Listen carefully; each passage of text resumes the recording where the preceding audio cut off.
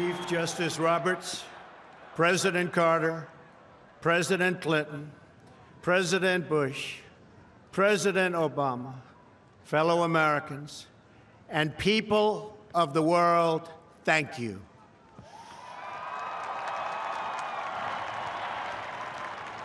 We, the citizens of America, are now joined in a great national effort to rebuild our country and restore its promise for all of our people. Together, we will determine the course of America and the world for many, many years to come. We will face challenges. We will confront hardships, but we will get the job done. Every 4 years, we gather on these steps to carry out the orderly and peaceful transfer of power. And we are grateful to President Obama and First Lady Michelle Obama for their gracious aid throughout this transition. They have been magnificent. Thank you.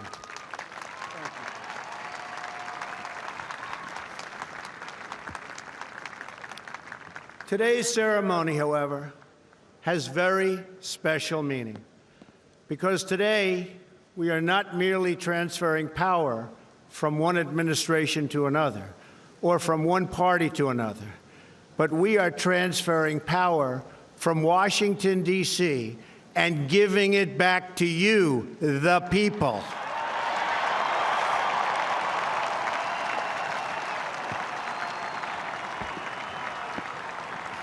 For too long, a small group in our nation's capital has reaped the rewards of government while the people have borne the cost.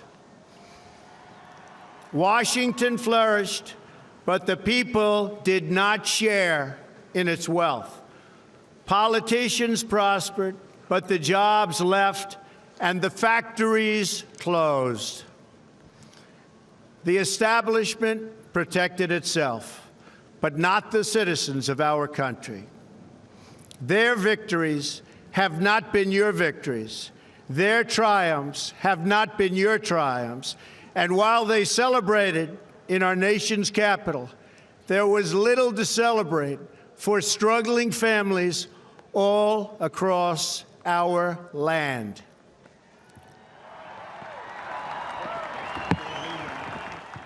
That all changes starting right here and right now, because this moment is your moment. It belongs to you.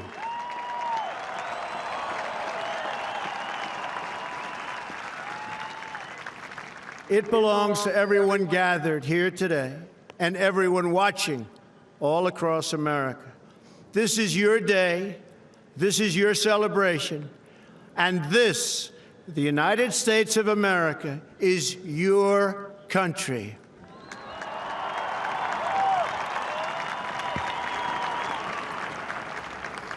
What truly matters is not which party controls our government, but whether our government is controlled by the people. January 20th, 2017 will be remembered as the day the people became the rulers of this nation again.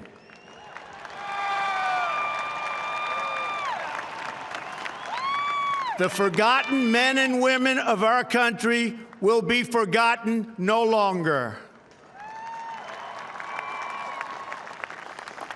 Everyone is listening to you now. You came by the tens of millions to become part of a historic movement, the likes of which the world has never seen before. At the center of this movement is a crucial conviction that a nation exists to serve its citizens. Americans want great schools for their children, safe neighborhoods for their families, and good jobs for themselves. These are just and reasonable demands of righteous people and a righteous public. But for too many of our citizens, a different reality exists. Mothers and children trapped in poverty in our inner cities, rusted out factories scattered like tombstones across the landscape of our nation, an education system flush with cash, but which leaves our young and beautiful students deprived of all knowledge. And the crime, and the gangs, and the drugs that have stolen too many lives and robbed our country of so much unrealized potential. This American carnage stops right here and stops right now.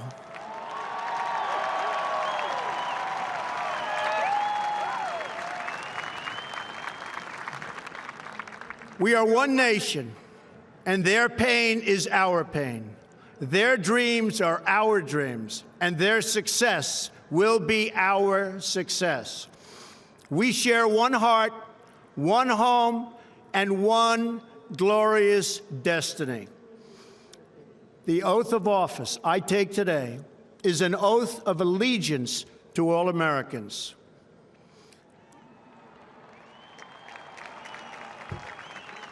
For many decades, we've enriched foreign industry at the expense of American industry, subsidized the armies of other countries while allowing for the very sad depletion of our military.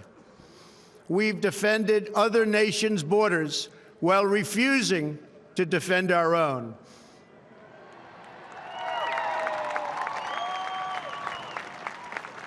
And spent trillions and trillions of dollars overseas while America's infrastructure has fallen into disrepair and decay. We've made other countries rich while the wealth, strength, and confidence of our country has dissipated over the horizon. One by one, the factories shuttered and left our shores, with not even a thought about the millions and millions of American workers that were left behind. The wealth of our middle class has been ripped from their homes and then redistributed all across the world. But that is the past, and now we are looking only to the future.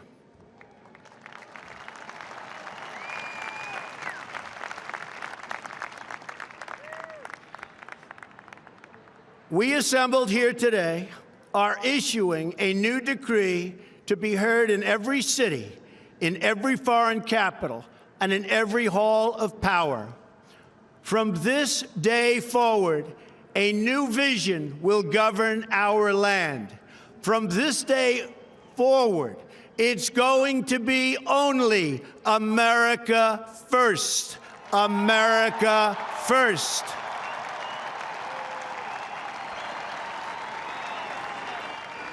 Every decision on trade, on taxes, on immigration, on foreign affairs will be made to benefit American workers and American families. We must protect our borders from the ravages of other countries, making our products, stealing our companies, and destroying our jobs.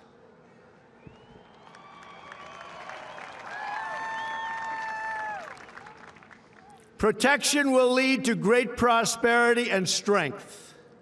I will fight for you with every breath in my body, and I will never, ever let you down.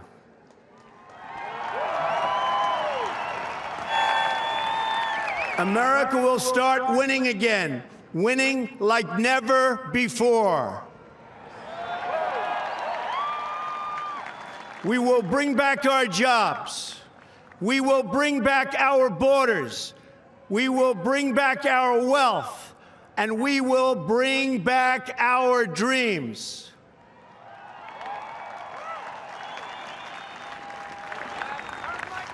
We will build new roads and highways and bridges and airports and tunnels and railways all across our wonderful nation. We will get our people off of welfare and back to work, rebuilding our country with American hands and American labor. We will follow two simple rules: buy American and hire American.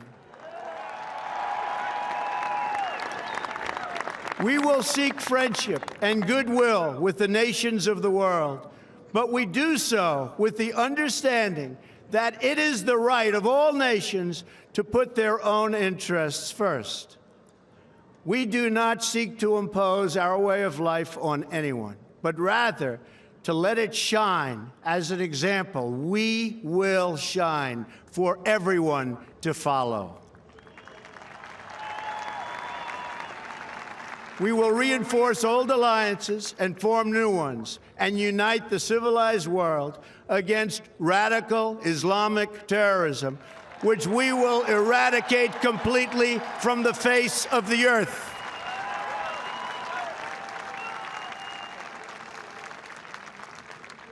At the bedrock of our politics will be a total allegiance to the United States of America.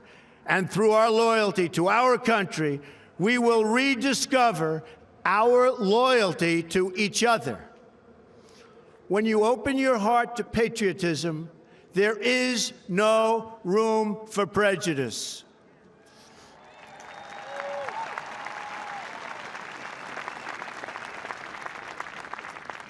The Bible tells us how good and pleasant it is when God's people live together in unity. We must speak our minds openly, debate our disagreements honestly, but always pursue solidarity. When America is united, America is totally unstoppable.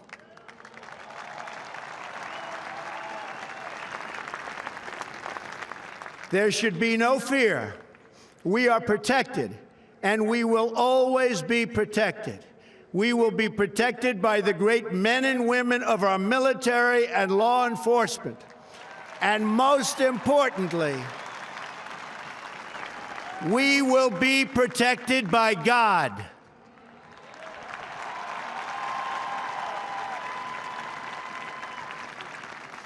Finally, we must think big and dream even bigger. In America, we understand that a nation is only living as long as it is striving.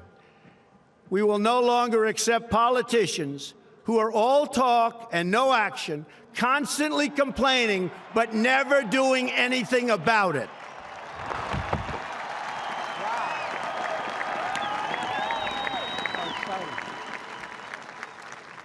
The time for empty talk is over. Now arrives the hour of action.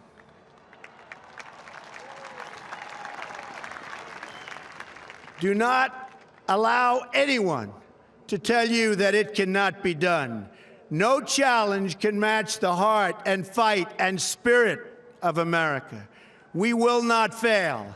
Our country will thrive and prosper again. We stand at the birth of a new millennium, ready to unlock the mysteries of space, to free the earth from the miseries of disease, and to harness the energies, industries, and technologies of tomorrow. A new national pride will stir our souls, lift our sights, and heal our divisions. It's time to remember that old wisdom our soldiers will never forget, that whether we are black or brown or white, we all bleed the same red blood of patriots.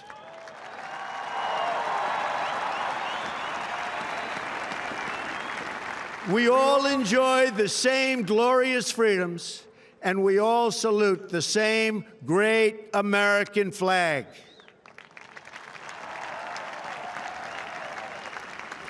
And whether a child is born in the urban sprawl of Detroit or the windswept plains of Nebraska. They look up at the same night sky, they fill their heart with the same dreams, and they are infused with the breath of life by the same Almighty Creator.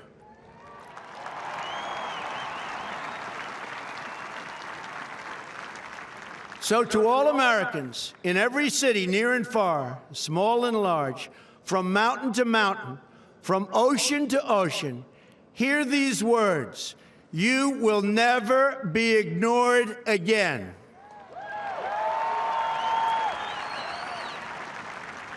Your voice, your hopes, and your dreams will define our American destiny. And your courage and goodness and love will forever guide us along the way. Together, we will make America strong again. We will make America wealthy again. We will make America proud again. We will make America safe again. And yes, together, we will make America great again.